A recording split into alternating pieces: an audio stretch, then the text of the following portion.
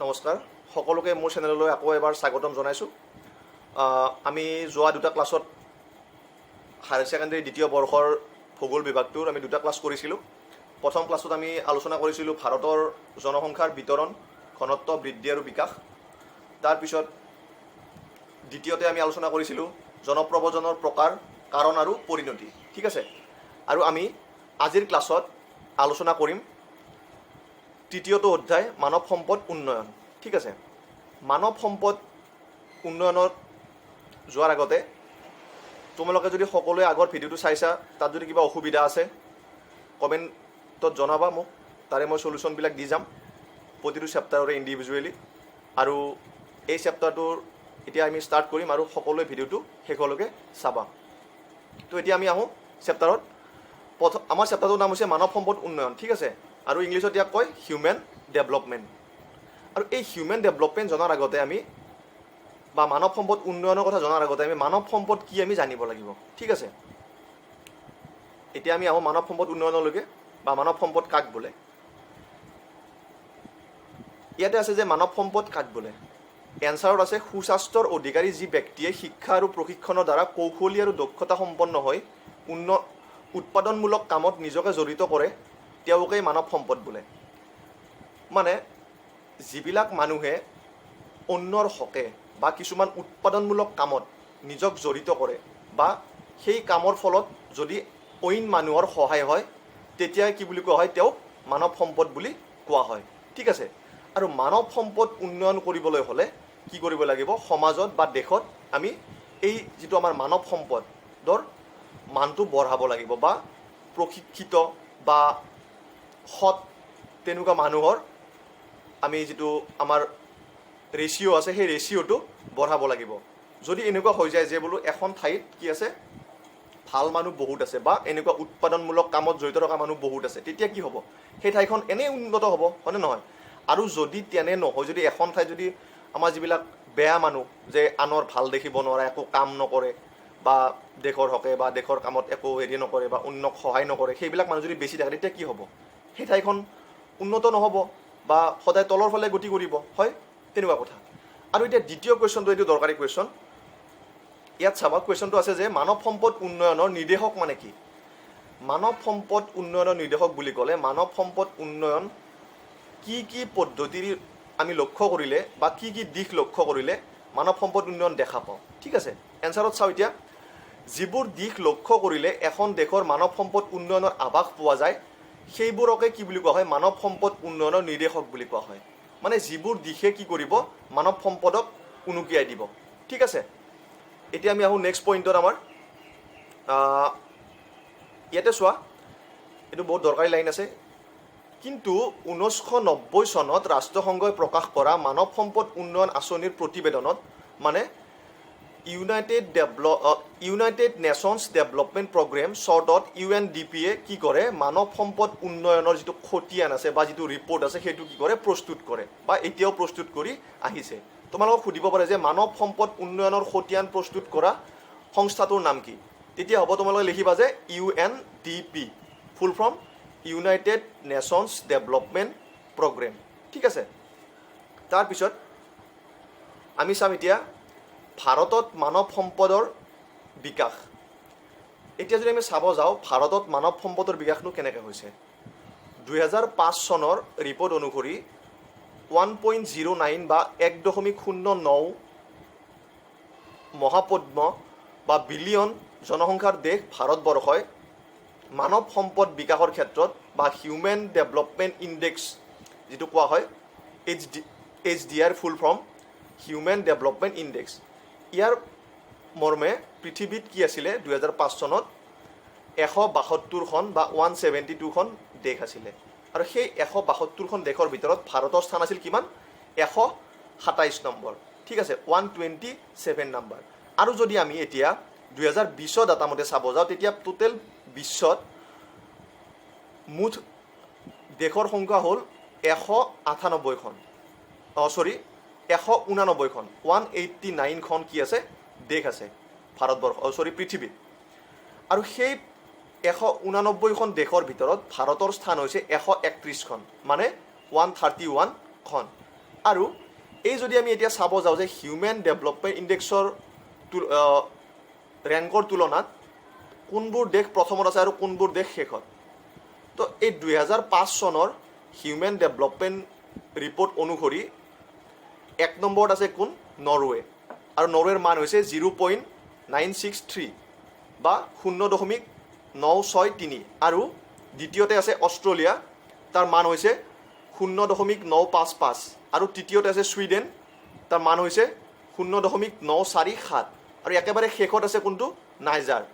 তোমালোকৰ এক্সামত আহিব পাৰে যে 2005 চনৰ report human development index report অনুসৰি কোনখন দেশৰ স্থান একেবাৰে প্ৰথমত বা কোনখন দেশৰ স্থান একেবাৰে শেষত। তেতিয়া তোমালোকে লিখিবা যে 1 নম্বৰ আছে নৰৱে 0.963 আৰু শেষত হ'ল নাইজাৰ 0.281। এতিয়া আমি চাম যিটো আমাৰ হিউমেন ডেভেলপমেণ্ট ইণ্ডেক্সৰ ৰিপৰ্ট 2020 মতে, তেতিয়া আমি যদি চাব যাওঁ প্ৰথম স্থান দখল কৰিছে নৰৱে আৰু নৰৱেৰ মান হৈছে 0.954। নৰৱেৰ মান কিমান? 0.954 2020 ডাটা মতে, ঠিক আছে। আৰু দ্বিতীয় স্থান দখল কৰিছে ছুইজাৰলেণ্ড আৰু ছুইজাৰলেণ্ডৰ মান হৈছে 0.946। 0.946। আৰু তৃতীয় স্থান দখল কৰিছে কোনে?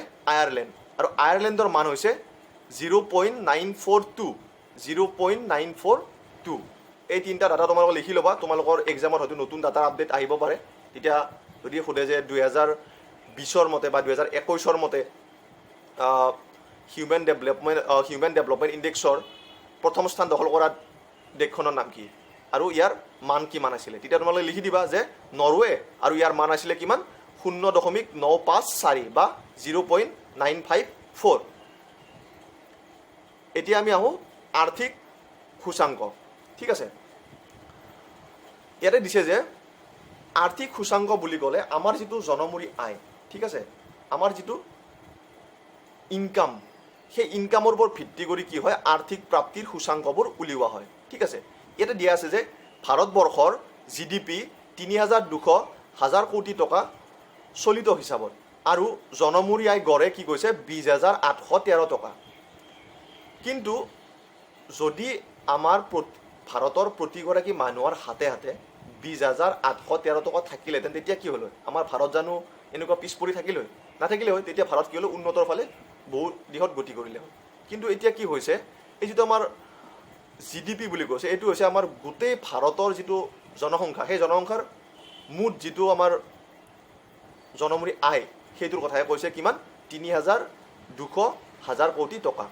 আৰু যেতিয়া এই পইচাখিনি আমাৰ জনসংখ্যাৰ ভিতৰত বিতৰণ কৰা হিচাপত যদি আমি ভাগ কৰি লওঁ বা জনসংখ্যাৰ যদি মুঠ জনসংখ্যাৰ এই পইচাৰ ফিগাৰটোক যদি আমি হৰণ কৰোঁ, তেতিয়া আমি কিমান পাম? 20,813 টকাহে পাম। কিন্তু কি হৈছে? ইয়াতে আমি আৰু এটা বস্তু দেখা পাওঁ যে ভাৰতবৰ্ষৰ উন্নত ৰাজ্যৰ সংখ্যা তাকৰ, মানে ভাৰতবৰ্ষত উন্নত ৰাজ্যৰ সংখ্যা বহুত কম, আনহাতে অনুন্নত বা উন্নয়নশীল ৰাজ্যৰ সংখ্যা ভাৰতত বহুত অধিক হয়। সেয়েহে কি হৈছে? ইয়াতে কৈছে যে উন্নত ৰাজ্যসমূহৰ নামবিলাক কৈছে, এইবিলাক বহুত দৰকাৰী হয়, তোমালোকে চাই যাবা। 1 নম্বৰ হৈছে মহাৰাষ্ট্ৰ, তাৰপিছত পাঞ্জাৱ, হাৰিয়ানা, গুজৰাট আৰু নতুন দিল্লী। এই ৰাজ্যবোৰৰ জনমূৰি আয় হৈছে 4,000 টকা, ঠিক আছে, পাৰ হেড। আৰু যদি আমি আনহাতে চাব যাওঁ যে উত্তৰ প্ৰদেশ, বিহাৰ, উৰিষ্যা, অসম, মধ্যপ্ৰদেশ, জম্মু কাশ্মীৰ আদি ৰাজ্যবোৰৰ জনমূৰি আয় কিমান আছে? 2,000তকৈও কম। এতিয়া আমি বুজি পালোঁ যে যিবিলাক উন্নত ৰাষ্ট্ৰ আছে, তেওঁলোকৰ উন্নত ৰাজ্য আছে, সেই ৰাজ্যৰ মানুহবিলাক কি হয়? মূলতঃ তেওঁলোক যদিও কৃষি কৰে, তেওঁলোকে কি কৰে? উন্নত মানৰ প্ৰযুক্তিবিদ্যা ব্যৱহাৰ কৰে কৃষি ক্ষেত্ৰত। আৰু তাত বসবাস কৰা মানুহবিলাক মূলতঃ দ্বিতীয়ক, তৃতীয়ক, চতুৰ্থক আৰু পঞ্চম বৃত্তিৰ অন্তৰ্গত।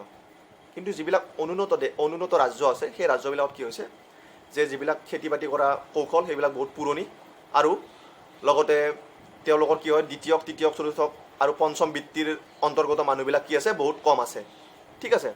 তাৰপিছত আমি এতিয়া আহোঁ যে ভাৰতত দৰিদ্ৰতাৰ ছবিখন, মানে ভাৰতত দৰিদ্ৰতা সীমাৰেখাৰ তলত বাস কৰা লোকনো কোনখন ৰাজ্যত বেছিকৈ আছে। এতিয়া ইয়াত দিয়া মতে ভাৰতৰ দৰিদ্ৰতা ছবিখন 1999 চনৰ পৰা 2000 চনৰ যিটো ডাটা আছিলে সেই ডাটাৰ মতে সকলোতকৈ দৰিদ্ৰ সীমাৰ তলত মানুহ আছে ক'ত?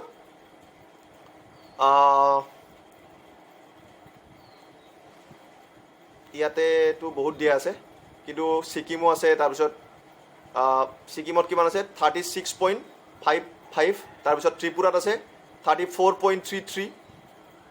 তাৰপিছত নাগালেণ্ডত আছে 32.67, মধ্যপ্ৰদেশত 37.43 আৰু অসমত আছে 36.09। ঠিক আছে, ইয়াতে তোমালোকে চাই ল'বা সকলোৱে, যিটোৰে মানটো চবতকৈ বেছি আছে সেইটোৱে হ'ব সকলোতকৈ দৰিদ্ৰতা সীমাৰেখাৰ তলত বাস কৰা মানুহৰ সংখ্যা বেছি, আৰু যিটোত কম আছে সেইটো হ'ব কিন্তু অকণমান মানে মানুহবিলাক অলপ মানে ধনী আৰু বাকী দেশৰ তুলনাত। ঠিক আছে, এইটো চাই ল'বা তোমালোকে লিষ্টখনত। ইয়াতে গোটেইখিনি দিয়া আছে, গোটেইকেইখন ৰাজ্যৰে কি আছে মানবিলাক দিয়া আছে। কিন্তু এটা কথা মনত ৰাখিবা যে ডাটাটো 1999 to 2000 ডাটাহে এইটো। সকলোৱে বুজি পাইছা এতিয়া? আকৌ এতিয়া আমি চাম স্বাস্থ্যকৰ যিটো জীৱনৰ সূচাংক বুলি কৈছে। স্বাস্থ্যকৰ জীৱনৰ সূচাংকনো কি? মানে মানুহৰ যিটো স্বাস্থ্য, সেই স্বাস্থ্যটো যিবিলাক ঠাইত ভাল, বহুত বেছি ভাল, সেইবিলাকত কি হ'ব? সেইবিলাকৰ মানটো বহুত বেছি হ'ব, আৰু যিবিলাকত একেবাৰে বেয়া সেইবিলাক কি হ'ব? মানটো কম হ'ব। হয়, তো আমি এতিয়া চাম কিতাপত কি দিছে চাই লওঁ এবাৰ। বেমাৰ আজাৰৰ পৰা মুক্ত এটা নিৰোগী শৰীৰ আৰু দীৰ্ঘায়ু জীৱন স্বাস্থ্যকৰ হিচাপে সূচক হিচাপে বিবেচনা কৰা হয়। মানে এটা মানুহ যদি বেমাৰ আজাৰ নোহোৱাকৈ বহুত বছৰ জীয়াই থাকিব পাৰে, তেতিয়া কি হ'ব? সেইটো এটা সুস্থকৰ জীৱন বা স্বাস্থ্যকৰ জীৱন বুলি কোৱা হ'ব। হয়, তাত কি থাকিব সোমাই? গৰ্ভৱতী অৱস্থাত সুষম আহাৰ যোগান। মানে যেতিয়া এটা মানুহ এগৰাকী মহিলা যেতিয়া গৰ্ভৱতী হ'ব, তেতিয়া সেই মহিলাগৰাকীয়ে সুষম আহাৰ বা ভাল আহাৰ পাইছেনে নাই, বা পৰ্যাপ্ত মানৰ আহাৰ পাইছেনে নাই, সেইটো দৰকাৰী। তাৰপিছত মাতৃৰ যতন, আৰু সেই মাকটোৰ যতন ল'ব পাৰিছেনে নাই, বা ঘৰৰ মানুহে যতন লৈছেনে নাই লোৱা, বা আমাৰ স্বাস্থ্যখণ্ডৰ যতন লৈছেনে নাই লোৱা, সেইটো চাব লাগিব। তৃতীয়তে শিশুৰ জন্মৰ পৰৱৰ্তী অৱস্থাত ল'বলগীয়া কাৰ্যকৰী ব্যৱস্থাৰ সুবিধা। যেতিয়া শিশু এটা জন্ম পাব বা জন্ম পোৱাৰ আগত যিখিনি সময় থাকিব, সেই সময়টোত শিশুক ল'বলগীয়া যতন যিখিনি আছে সেইখিনি লৈছেনে নাই। আৰু শিশু আৰু মাতৃৰ স্বাস্থ্য যতন, শিশুটো জন্ম পোৱাৰ পিছত বা বেবী এটা জন্ম পোৱাৰ পিছত বেবীটো আৰু মাকৰ স্বাস্থ্য যতন লৈছেনে নাই লোৱা, তাৰ ওপৰতো কি কৰিব লাগিব? গুৰুত্ব দিব লাগিব। তাৰপিছত বাঢ়ি অহা শিশুৰ প্ৰয়োজনীয় স্বাস্থ্যৰ ব্যৱস্থা। যেতিয়া শিশু এটা ডাঙৰ হৈ আহিব, তেতিয়া তেওঁ পৰ্যাপ্ত মানৰ আহাৰ পাইছেনে নাই, বা তেওঁ যিবিলাক আমাৰ আজিকালি ভেকচিন দিয়ে, পলিঅ'ৰ দৰৱ বা কিবা সেনেকুৱা টাইপ ঔষধবিলাক পাইছেনে নাই পোৱা, সেইবিলাক চাব লাগিব।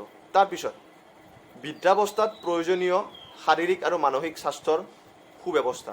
যেতিয়া এজন মানুহ বা এগৰাকী মহিলা যেতিয়া বৃদ্ধ হ'ব, তেতিয়া সেই মানুহগৰাকীয়ে তেওঁৰ শৰীৰত যিবিলাক বেমাৰ আজাৰ বা কেনেকুৱা দেখা দিব, সেইবিলাকৰ সুচল সুবিধা পাইছেনে নাই, বা তেওঁক মানসিকভাৱে ভাঙি পৰিছেনে, ভাঙি পৰা নাই। তাত ছাপ'জ যদি কোনোবা মানুহ মানসিকভাৱে ভাঙি পৰিছে, তেতিয়া কি হ'ব? তেওঁক আমি বুজাব লাগিব সেইবিলাক কাম হৈছেনে হোৱা নাই। তাৰপিছত ব্যক্তিৰ সুৰক্ষা আদি স্বাস্থ্যকৰ আৰু দীৰ্ঘায়ু জীৱনৰ মাপকাঠি। আৰু ব্যক্তিৰ সুৰক্ষা মানে মানুহৰ সুৰক্ষা। এজন মানুহ এখন ঠাইত বসবাস কৰি আছে, তেওঁ তাত সুৰক্ষিত হয়নে নহয়, এই গোটেইবোৰ কাৰকৰ ওপৰত ভিত্তি কৰি কি হয়? স্বাস্থ্যকৰ জীৱনৰ সূচক নিৰ্ধাৰণ কৰা হয়, বা এইবিলাকে হৈছে স্বাস্থ্যকৰ জীৱনৰ এটা এটা সূচক। যদি তোমালোকক এক্সামত আহে যে স্বাস্থ্যকৰ জীৱনৰ সূচকবোৰ কি কি, বা কি কি সূচকৰ ওপৰত ভিত্তি কৰি এটা স্বাস্থ্যকৰ জীৱন মানুহে লাভ কৰিব পাৰে, তেতিয়া তোমালোকে কি লিখিবা? একদম গৰ্ভৱতী মহিলাৰ সুষম আহাৰ যোগানৰ পৰা মাতৃৰ যতন, শিশুৰ জন্মৰ পৰৱৰ্তী অৱস্থাত ল'বলগীয়া কাৰ্যকাৰী বা কামবিলাক, তাৰপিছত শিশু মাতৃৰ স্বাস্থ্য যতন, তাৰপিছত এটা বাঢ়ি অহা শিশুৰ যিটো জীৱন প্ৰণালী, তাত তেওঁলোকক দৰকাৰী খাদ্য ব্যৱস্থা বা তেওঁলোকৰ মটিভেশ্যন যিখিনি দিব লাগে সেইখিনি বস্তু, আৰু লগতে বৃদ্ধাৱস্থাত যেতিয়া মানুহজন বয়স হ'ব বা বুঢ়া হ'ব, তেতিয়া সেই বুঢ়া মানুহজনক আমি মানসিকভাৱে কি কৰিব লাগিব? তেওঁলোকক অলপ মটিভেশ্যন দিব লাগিব, আৰু তাৰ ফলত কি হ'ব? মানুহখিনিয়ে শংকাত নুভোগে, হয় নহয়? এইখিনি কাম কৰিব লাগে, আৰু এইকেইটাই হৈছে কি? স্বাস্থ্যকৰ জীৱনৰ সূচক। তাৰপিছত সামাজিক সাবলীকৰণৰ সূচক। সমাজতনো সাবলীকৰণ কেনেকৈ হ'ব? হয়, ইয়াতে দিছে যে উন্নয়ন সদায়ে স্বাধীন। হয়, উন্নয়নটো কোনোদিন পৰাধীন নহয়, উন্নয়ন সদায় স্বাধীন। কাৰণ আমি যেতিয়া কিছুমান কাম কৰোঁ বা উন্নয়নমূলক কাম কৰোঁ, তেতিয়া আমাক কোনেও বাধা নিদিয়ে যদি, কিন্তু কামটো এনেকুৱা হ'ব লাগিব যে কোনো মানুহৰ ক্ষতি সাধন হ'ব নোৱাৰিব, বা মানুহ লগতে পৰিৱেশৰো কি হ'ব নোৱাৰিব, ক্ষতি হ'ব নোৱাৰিব। যদি সকলোৰে ভাল হয় বা সকলোৰে যদি ফেভাৰত যিটো আমাৰ উন্নয়ন হয়, তেতিয়া কি হ'ব, সকলোৱে আমাক আঁকোৱালি ল'ব। কিন্তু এই উন্নয়নৰ ক্ষেত্ৰত কি হৈছে, ক্ষুধা, দৰিদ্ৰ, দাসত্ব, গোলামী, অজ্ঞাত, নিৰক্ষৰ, অন্ধবিশ্বাস আদিয়ে কি কৰিছে, বহুতো প্ৰভাৱ পেলাইছে। আৰু এই দৰিদ্ৰতা, দাসত্ব মানে বেলেগৰ তলত দাস হৈ থকা, বা গোলামী অন্যৰ তলত কাম কৰি থকা, অজ্ঞাত যাৰ মানে জ্ঞান নাথাকে বা বস্তুটো নাজানে প্ৰপাৰলি, তাৰপিছত নিৰক্ষৰ যোনে শিক্ষা দীক্ষা নাই, বা আৰু কিছুমান আছে অন্ধবিশ্বাসী মানুহ বা পুৰণি বিশ্বাস কৰে, সেইবিলাকৰ ফলত কি হয়, নতুন উন্নয়নত বহুতো ব্যাঘাত জন্মে। ঠিক আছে, তোমালোকৰ এক্সামত কুৱেশ্যন এটা আহিব পাৰে যে সামাজিক সবলীকৰণৰ ব্যাঘাত জন্মোৱা কাৰকবোৰ লিখা বা প্ৰকাৰবোৰ লিখা। তেতিয়া তোমালোকে লিখিবা যে কি, ক্ষুধা, দৰিদ্ৰ, দাসত্ব, গোলামী, অজ্ঞাত, নিৰক্ষৰ, অন্ধবিশ্বাস আদি। অ'কে, এতিয়া আমি নেক্সট পইণ্ট।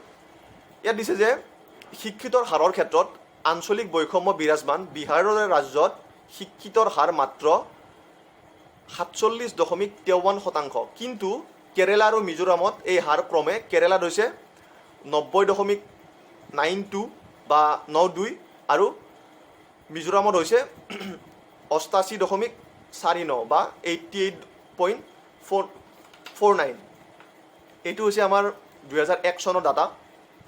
যদি আমি এতিয়া চাব যাওঁ যে, আৰু এটা প্ৰথম লাইনটোত মই আণ্ডাৰলাইন কৰিব ৰৈ গৈছে, ভাৰতবৰ্ষত 2001 চনৰ তথ্য অনুসৰি শিক্ষিতৰ হাৰ হ'ল 65.4% বা 65.4%, আৰু লগতে মহিলাৰ শিক্ষিতৰ হাৰ চোৱা তোমালোকে কিমান, 54.16। এইটো বহুত কমি আছে, আমাৰ যিটো এভাৰেজ শিক্ষিতৰ হাৰতকৈ মহিলাৰ হাৰটো কমি আছে। হয়, সেয়ে কি কৰিছে এতিয়া, মহিলা সবলীকৰণৰ ওপৰত বা মহিলা শিক্ষিত বা মহিলা শিক্ষাৰ ওপৰত বা নাৰী শিক্ষাৰ ওপৰত কি কৰিছে, গুৰুত্ব প্ৰদান কৰা হৈছে বৰ্তমান।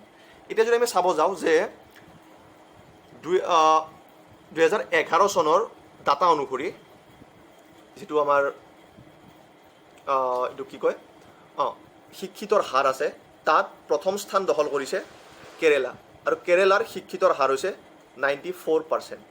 ঠিক আছে, আৰু সেই 94%ৰ পুৰুষৰ শিক্ষিতৰ হাৰ হৈছে 82.14, আৰু মহিলাৰ কেৰেলাত 2011 চনৰ লোকপিয়ল অনুসৰি শিক্ষিতৰ হাৰ হৈছে 94.00। ঠিক আছে, তাৰপিছত পুৰুষ শিক্ষিতৰ হাৰ হৈছে 96.11, আৰু মহিলাৰ শিক্ষিতৰ হাৰ হৈছে 92.07। মানে কেৰেলাত 92.07% মহিলা কি শিক্ষিত। তাৰপিছত আমি বিহাৰত চাম। এতিয়া বিহাৰত আছে যে টোটেল ইয়াৰ যিটো শিক্ষিতৰ হাৰ, সেই শিক্ষিতৰ হাৰটো হ'ল 61.80, আৰু পুৰুষৰ হাৰ হৈছে বিহাৰত পুৰুষৰ শিক্ষিতৰ বিহাৰত যিটো হাৰ, সেইটো হৈছে 71.20, আৰু মহিলাৰ হাৰ হৈছে 51.50। এইটো এতিয়া বহুত কমি আছে বিহাৰত।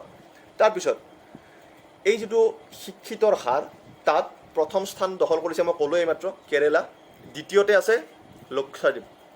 লক্ষদ্বীপৰ মুঠ শিক্ষিতৰ হাৰ হ'ল 91.85, তাৰ ভিতৰত পুৰুষৰ হৈছে 95.56 আৰু মহিলাৰ হৈছে 87.95। আৰু লগতে তৃতীয় স্থান দখল কৰিছে মিজোৰাম, আৰু এই মিজোৰামৰ মুঠ শিক্ষিতৰ হাৰ হৈছে 91.33, আৰু পুৰুষৰ যিটো হাৰ আছে সেই হাৰটো হৈছে 93.35, আৰু মহিলাৰ হাৰ হৈছে 89.27। এতিয়া আমি ভাৰতবৰ্ষৰ প্ৰথম তিনিখনৰ লগতে বিহাৰৰো কি কৰিলোঁ, আমি শিক্ষিতৰ হাৰটো গম পালোঁ। এতিয়া আমি যিহেতু অসমৰ, তো আমি এতিয়া অসমৰ যিটো হাৰ চাম। অসমৰ মুঠ শিক্ষিতৰ হাৰ হৈছে 72.19, আৰু তাৰ ভিতৰত পুৰুষৰ হাৰ হৈছে 77.85, আৰু মহিলাৰ হাৰ হৈছে 66.27।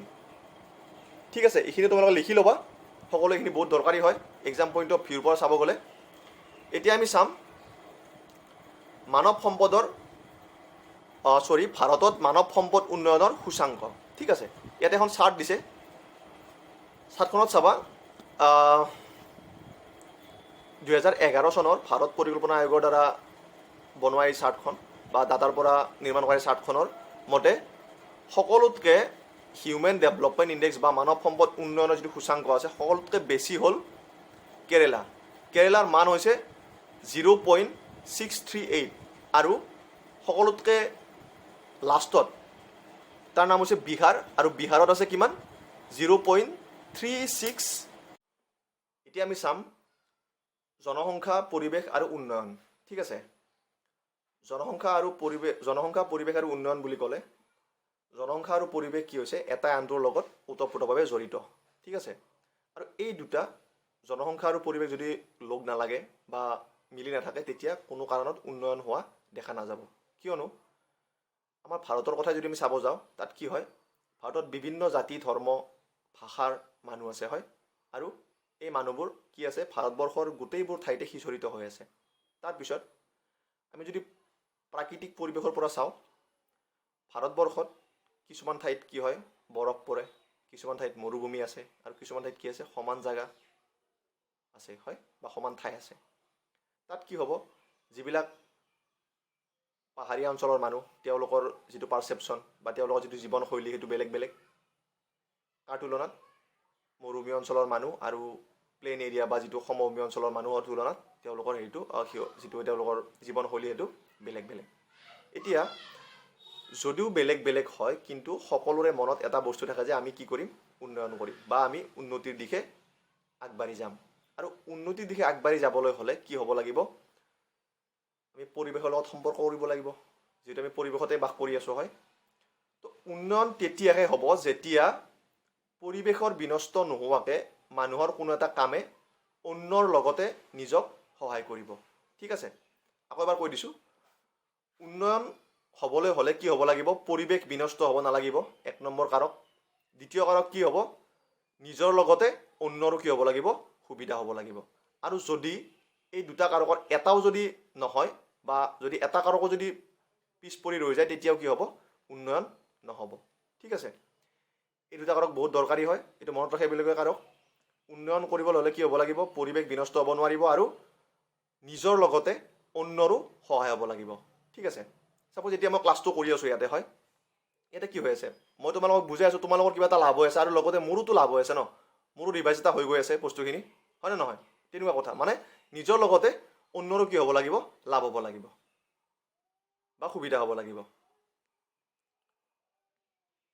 এতিয়া আমি চাম ইয়াতে কিতাপৰ নাম দিয়া আছে, গান্ধীজীৰ যিটো এটা ৰিপৰ্ট আছিলে তাতে 1972 চনত ক্লাব অফ ৰোম ৰিপৰ্টৰ আণ্ডাৰত কি হৈছিল এখন গ্ৰন্থ প্ৰকাশিত হৈছিল।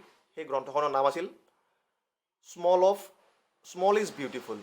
1974 চনত বা 1974 চনত এই গ্ৰন্থখন উন্মোচন কৰা হৈছিলে।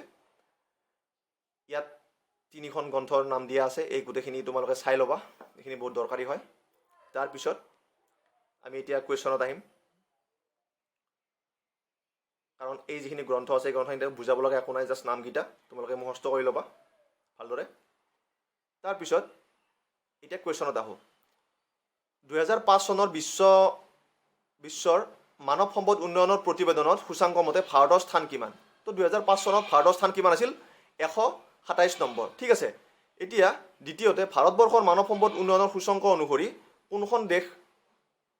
কোনখন প্ৰদেশৰ স্থান শীৰ্ষত, মানে ভাৰতবৰ্ষৰ যিবিলাক ৰাজ্য আছে ৰাজ্যবিলাকৰ ভিতৰত মানৱ সম্পদ উন্নয়নৰ সূচাংক অনুসৰি 1 নম্বৰত কোন আছে? 1 নম্বৰত কেৰেলা আছে হয়, আমি পাইছিলোঁ এইটো, ইয়াতে 1 নম্বৰ মই লিখি থৈ দিছিলোঁ হয়, চোৱা কেৰেলা, আৰু শেষত কোন আছিল বিহাৰ হয়। এতিয়া চাবা 3 নম্বৰ কুৱেশ্যন, তাত আছে যে ভাৰতবৰ্ষৰ কোনখন প্ৰদেশত 2001 চনৰ পিয়ল অনুসৰি মহিলা সাক্ষৰতাৰ হাৰ সৰ্বনিম্ন? তলত 4খন দেশৰ ৰাজ্যৰ নাম দিছে, এখন দিছে জম্মু কাশ্মীৰ, 2 নম্বৰ দিছে পাঞ্জাৱ, 3 নম্বৰ দিছে ঝাৰখণ্ড আৰু 4 নম্বৰ দিছে বিহাৰ। তো মই আগতে কৈছিলোঁ যে তোমালোকক মহিলা যিটো সাক্ষৰতাৰ হাৰ সেই হাৰটো কি আছিল বিহাৰত সকলোতকৈ কম আছিল। ঠিক আছে, এতিয়া আমি 4 নম্বৰ কুৱেশ্যনত যাওঁ।